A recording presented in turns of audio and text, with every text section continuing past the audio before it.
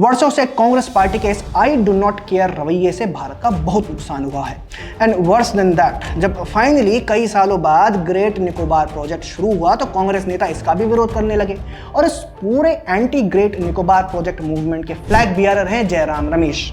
जब से great Nicobar project शुरू हुआ तब से ही देश विदेश से कई so called scholars, experts, activist और इंटेलेक्चुअल्स ने कई पत्र और स्टेटमेंट्स जारी किए हैं कि इस प्रोजेक्ट से एनवायरनमेंट को बहुत बड़ा खतरा है। ऐसा लग रहा है कि इस प्रोजेक्ट को रोकने के लिए सारे के सारे एनजीओ और एक्टिविस्ट एक साथ असेंबल हो रहे हैं। जयराम रमेश जैसे नेताओं की बदौलत ना जाने कितने इंफ्रास्ट्रक्चर प्रोजेक्ट्स की बलि चढ़ चुकी है। You have to be very rich और very poor to live without a trade. French philosopher और लेखक एल्बर्ट कैमस के शब्द बताने के लिए काफ़ी हैं कि किसी भी देश के लिए ट्रेड, या हिंदी में कहूँ तो व्यापार, कितना ज़रूरी है। आप इतिहास पढ़ लीजिए, बड़े बड़े देशों ने ट्रेड, शिपिंग रूट्स और संसाधनों के लिए बड़े बड़े युद्ध लड़े हैं। इतिहास में तमाम इनफेमस डिसेट भी ट्रेड, लॉजिस्टिक्स और ट्रेड रूट के लिए हुई हैं। और इस तरह की घटनाओं से इतिहास भरा पड़ा है, क्योंकि व्यापार, खासकर अंतर्राष्ट्रीय ट्रेड का इतिहास पुराना है। आज के युग में हम सिंगापुर को देखें, हांगकांग या दुबई को देखें, ये सारे रीजन्स आज इतने समृद्ध क्यों हैं? If you look, all of them have something in common. ये सब ट्रांसशिपमेंट हब्स हैं। So what is a transshipment hub? Transshipment की बात करें तो इट्स अ प्रोसेस। जो माल होता है उसे एक कंटेनर से दूसरे कंटेनर तक पहुंचाना। और ट्रांसशिपमेंट हब एक टर्मिनल है जहां ऐसे सारे कंटेनर्स को संभाला जाता है। इससे इंपोर्ट कॉस्ट में कमी आती है और एक कंटेनर की ट्रैवलिंग डिस्टेंस भी घटेगी। एक तरीका से लॉजिस्टिक्स कॉस्ट में सीधा कमी। तो जिस देश के पोर्ट में एक ट्रांसशिपमेंट टर्मिनल होगा तो वह अपने आप शिपिंग कर रहे कंटेनर्स को अट्रैक्ट करेगा। क्या आपको पता है, इंडिया में भी एक ऐसी एक जगह है जहां अगर ट्रांसशिपमेंट पोर्ट बन गया तो पूरा गेम बदल जाएगा। भारत की इकोनॉमी को बूस्ट मिलेगा। लेकिन हमेशा की तरह कुछ लोग हैं जो चाहते हैं कि ऐसा ना हो। कौन है वे लोग और क्या चाहते हैं? अपना फ़ोन कसकर थाम लीजिए, सीट पर अच्छे से बैठ जाइए, क्योंकि आज जो मैं आपको बताने जा रहा हूँ उसे सुन के आपके पैरों तले की ज़मीन भी खिसक सकती है। कहने का अर्थ है कि ऐसी बातें आमतौर पर जिन पर पब्लिक डिस्कोर्स ना के बराबर है। बस ये वीडियो देखते रहिए और आपको पता चलेगा कि कैसे ह्यूमन राइट्स और एनवायरमेंटल एक्टिविज्म के नाम पर किसी नेशन के इंटरेस्ट को नुकसान पहुंचाया जाता है। कहानी की शुरुआत करते हैं 1970 के दशक से। इंडियन नेवी के शिप MV जारावा में पंजाब से तकरीबन 100 एक्स सर्विसमैन कोलकाता से अंडमान और निकोबार आइलैंड्स अपना घर बसाने के लिए रवाना है। और इनका नया घर कैंपबेल आइलैंड में होगा, जो अंडमान और निकोबार में एक इम्पॉर्टेंट आइलैंड है। पर क्यों?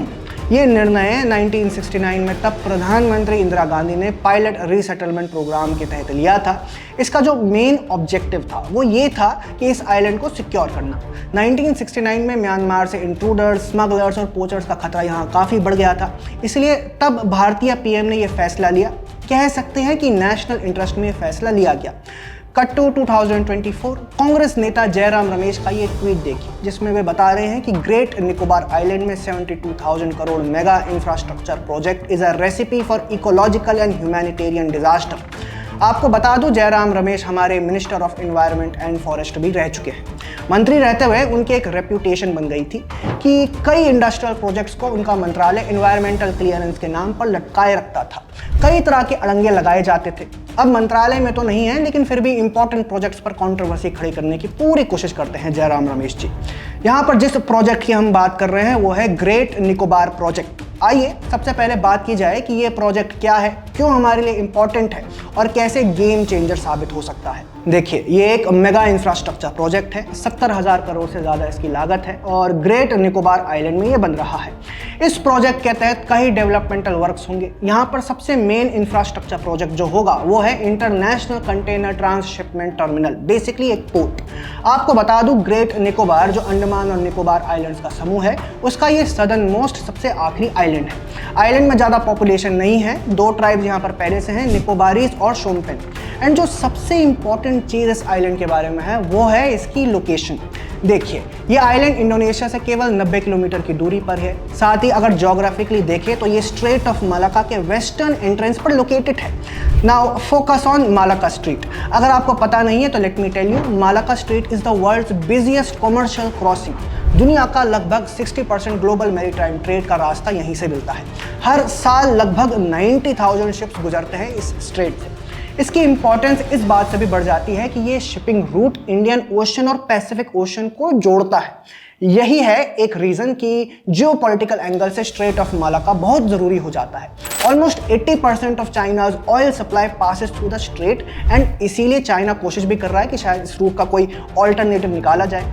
अभी क्या होता है कि ज़्यादातर जो बड़े शिपिंग कंटेनर्स हैं या तो सिंगापुर डॉक करते हैं या तो हांगकांग। तो अब आप खुद सोचिए, जब भारत ग्रेट निकोबार में पोर्ट का निर्माण कर लेगा तो हमें कितना ज़्यादा फायदा होगा। मैरीटाइम ट्रेड में हमें बहुत बड़ा एडवांटेज मिलेगा। अगर अंडमान निकोबार आइलैंड्स में एक ट्रांसशिपमेंट पोर्ट बनता है तो हमारी फॉरेन पोर्ट्स पर निर्भरता भी घटेगी। साथ ही ग्रेट निकोबार का ग्लोबल मैरीटाइम इकोनॉमी में प्रभाव बढ़ेगा। इससे एरिया में ज़्यादा ट्रेड और इन्वेस्टमेंट आएगा। सिर्फ एक पोर्ट से पूरी रीजनल इकोनॉमी ही बदल जाएगी। आयरनी ये है कि इस प्रोजेक्ट पर काम बहुत पहले शुरू हो जाना चाहिए था, लेकिन इतने सालों से किसी ने कभी यहाँ पर ध्यान ही नहीं दिया। 1970s में trade development authority of India ने एक रिपोर्ट भी तैयार की थी कि इस विषय पर कि कैसे हांगकांग के व्यापार भारत के ग्रेट निकोबार आइलैंड की तरफ आकर्षित किया जा सके। हालांकि इस रिपोर्ट पर कभी किसी ने ज़्यादा ध्यान नहीं दिया। फिर अगले दशक खबर आई कि शायद प्रधानमंत्री राजीव गांधी ग्रेट निकोबार में पोर्ट और अन्य इंफ्रा प्रोजेक्ट्स के लिए गंभीर हैं, लेकिन यहाँ भी बात आगे नहीं बढ़ पाई। आज जब भारत अपनी एनर्जी सिक्योरिटी पर गंभीर काम कर रहा है और स्वतः ही अपनी इकोनॉमी के ग्रोथ इंजन के तौर पर मैन्युफैक्चरिंग और एक्सपोर्ट मार्केट्स देख रहा है, तो ऐसे में ट्रांसशिपमेंट टर्मिनल का महत्व कई गुना बढ़ जाता है। हम भारत के अंतर्राष्ट्रीय व्यापार को इस तरह से देखें कि हमारे अधिकतर पोर्ट से फीडर शिप सिंगापुर जाते हैं और फिर वहाँ से बड़े शिप पर कंसाइनमेंट डाला जाता है। इसके कारण अंतर्राष्ट्रीय व्यापार में हम कम्पिटिटिव नहीं रह पाते। कारण ये है कि लॉजिस्टिक कॉस्ट अंतर्राष्ट्रीय व्यापार का एक बहुत बड़ा हिस्सा होता है और अपने देश में पर्याप्त इंफ्रास्ट्रक्चर ना होने के कारण हमें अन्य देशों के इंफ्रास्ट्रक्चर पर डिपेंड करना पड़ता है। वर्षों से कांग्रेस पार्टी के इस आई डू नॉट केयर रवैये से भारत का बहुत नुकसान हुआ है। एंड वर्स देन दैट, जब फाइनली कई सालों बाद ग्रेट निकोबार प्रोजेक्ट शुरू हुआ तो कांग्रेस नेता इसका भी विरोध करने लगे और इस पूरे anti great Nicobar project movement के फ्लैग बियरर हैं जयराम रमेश। मजे की बात यह है कि उनकी पार्टी की सरकार ने यह एफिडेविट दिया था कि राम सेतु को तोड़ने से किसी तरह का इकोलॉजिकल डिसऑर्डर पैदा नहीं होगा। वही पार्टी के नेता और उनका इकोसिस्टम देश में पोर्ट की व्यवस्था के विरोध में आज खड़ा है। सवाल है क्यों? जयराम रमेश खुद तो इसके बारे में ट्वीट करते ही रहते हैं और जो इस प्रोजेक्ट के खिलाफ बोलता है उसे भी जमकर प्रमोट करते हैं। फॉर एग्जाम्पल, कई बार ट्विटर में उन्होंने पंकज सेक्सरिया नामक एक व्यक्ति के बारे में पोस्ट किया है। इस व्यक्ति ने कई बड़े मीडिया संस्थानों में ओपिनियन पीस लिखे हैं जिनमें ये खुल के ग्रेट निकोबार प्रोजेक्ट का विरोध करता है। इस विषय पर पंकज सेक्सरिया ने किताबें भी लिखी हैं। और सिर्फ पंकज ही नहीं, जब से ग्रेट निकोबार प्रोजेक्ट शुरू हुआ तब से ही देश विदेश से कई so called scholars, experts, activist और इंटेलेक्चुअल्स ने कई पत्र और स्टेटमेंट्स जारी किए हैं कि इस प्रोजेक्ट से एनवायरनमेंट को बहुत बड़ा खतरा है। ऐसा लग रहा है कि इस प्रोजेक्ट को रोकने के लिए सारे के सारे एनजीओ और एक्टिविस्ट एक साथ असेंबल हो रहे हैं। अब आप देखिए ना, हाल ही में कुछ जेनोसाइड एक्सपर्ट्स भी इस मामले में कूद पड़े हैं। प्रेसिडेंट द्रौपदी मुर्मू को एक पत्र लिखा गया है कि इस प्रोजेक्ट से इंडिजीनियस शोम्पेन ट्राइब का जेनोसाइड हो सकता है। इस बात पर मैं हंसूं, रोऊं या फ्रस्ट्रेशन से अपना माथा पकड़ूं।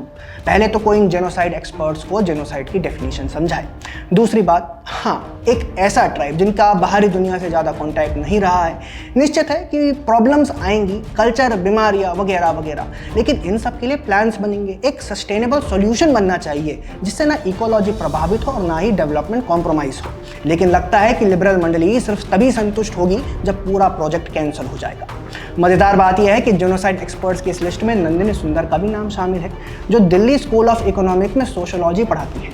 आपको बता दूं, Nandini Sundar left leaning propaganda portal the wire के सिद्धार्थ वरदराजन की वाइफ है। Are you surprised? सिर्फ यही नहीं, इस जेनोसाइड एक्सपर्ट्स के लेटर को प्रमोट करने वाली संस्था का नाम है सर्वाइवल इंटरनेशनल। इस संस्था ने ग्रेट निकोबार प्रोजेक्ट के खिलाफ जम के कैंपेनिंग की है और जब हमने इनका बैकग्राउंड खंगाला तो पता चला कि भारत के डेवलपमेंट से इन्हें कुछ शायद कुछ ज़्यादा ही चिढ़ है। तमिलनाडु में वेदांता के स्टरलाइट कॉपर प्लांट के खिलाफ विश्व भर में माहौल बनाने और प्रदर्शन करने में भी इनका हाथ था। सिर्फ वेदांता ही नहीं, ये ग्रुप ट्राइबल राइट्स के नाम पर अडानी को भी टारगेट करता रहता है। उसके इंडस्ट्रियल प्रोजेक्ट्स के खिलाफ एक्टिविज्म करना अब इस ग्रुप की एक हॉबी है। कुछ ही समय पहले हमने एक स्टोरी में बताया था कि कैसे देश विरोधी गैंग इन्वायरमेंटल एक्टिविज्म की आड़ में भारत के इंपॉर्टेंट इंडस्ट्रियल प्रोजेक्ट्स की बलि दे देते हैं। दुखद बात यह है कि जब भी ऐसे प्रदर्शन होते हैं तो देश की सबसे पुरानी पॉलिटिकल पार्टी इस गैंग के साथ खड़ी हो जाती है और जयराम रमेश जैसे नेताओं की बदौलत ना जाने कितने इंफ्रास्ट्रक्चर प्रोजेक्ट्स की बलि चढ़ चुकी है। आपका इस पूरे मामले पर क्या कहना है? कमेंट सेक्शन में हमें ज़रूर बताएं।